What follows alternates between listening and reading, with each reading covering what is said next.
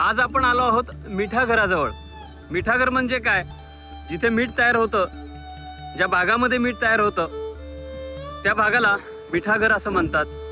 आपल्या ग्रामीण भाषेमध्ये म्हणायचं झालं तर मीठ तयार करणारं खळं, त्याला मिठागर असं आपण म्हणूयात.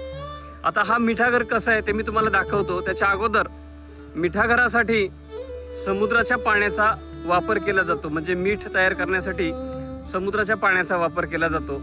आणि ही सर्व मिठागरं ही खाडीच्या जवळ असतात, समुद्राच्या जवळ असतात. आता माझ्या समोरच्या बाजूला तुम्हाला दाखवतोय,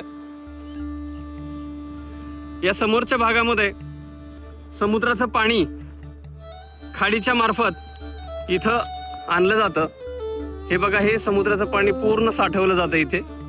आणि इथे पंप आहे, समोरच्या बाजूला पंप आहे. हा या पंपाच्या साह्यानं हे पाणी पाईपामधून या पाटांमध्ये इथं आणलं जातं.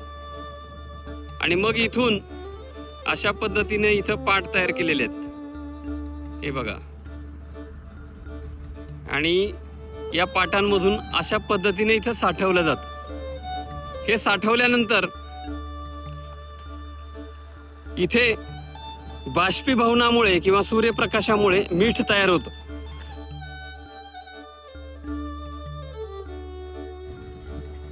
पाण्यापासून मीठ तयार व्हायला जवळपास 10 दिवस लागतात. आणि महत्त्वाची गोष्ट म्हणजे वरच्या शेतामधून जे पाणी सोडलं जातं ना, त्या पाण्याचं जे खळे आहेत छोटे छोटे, म्हणजे वाफे तयार केलेले, ते वाफेमध्ये पाणी येत असताना त्याचं जे तापमान नियंत्रित करत करत करत इथे आणलं जातं.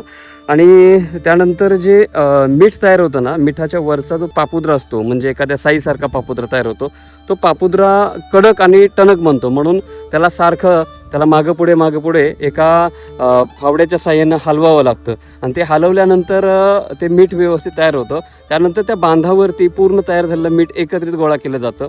ते एकत्रित गोळा केलेलं मीठ एका गोणीमध्ये भरून ते सर्वसामान्य लोकांपर्यंत किंवा ज्यांना गरज आहे त्यांच्यापर्यंत पोहोचवलं जातं. सर्वात महत्त्वाची गोष्ट याच्यामध्ये आहे की आता सद्यस्थितीमध्ये औद्योगिकीकरण जास्त झाल्यामुळे या मिठाची जी हे आहेत, मिठागरं आहेत, त्यांची संख्या कमी होत चाललेली आहे. कारण याच्यामध्ये मनुष्यबळ कमी होत चाललं आहे. याच्यामध्ये कोणीही हे काम करायला नको म्हणतं, मजूर मिळत नाही आहेत. त्यामुळे हळूहळू या मिठागरांना आता उतरती कळा लागलेली आहे. तरी देखील याच्यामध्ये काही लोक आणखीन सुद्धा स्वतःचे मिठागरं किंवा लीजवरती, भाड्यातत्वावरती मिठागरं घेऊन ते मीठ बनवतात आणि ते आपल्यापर्यंत पोहोचवतात.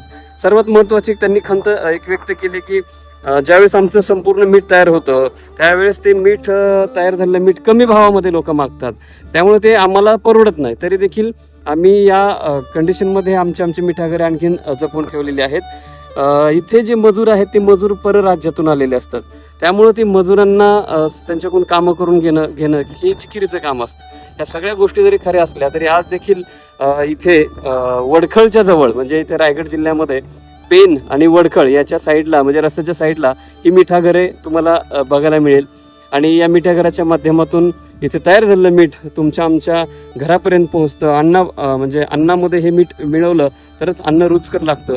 त्यामुळे हे जे मिठागरं आहेत ती जिवंत राहिली पाहिजेत किंवा ती शाबूत राहिली पाहिजेत. जर मिठागरं हळूहळू जर नाश पावत चालली तर भविष्यामध्ये आपल्याला मिठागरं दिसणं किंवा तिथं मिठागरांना भेट देणं मुश्किल होईल आणि आपल्यापर्यंत मीठ पोहोचणं अवघड जाईल. भेटूया पुन्हा एखाद्या व्हिडिओमध्ये. Bye bye.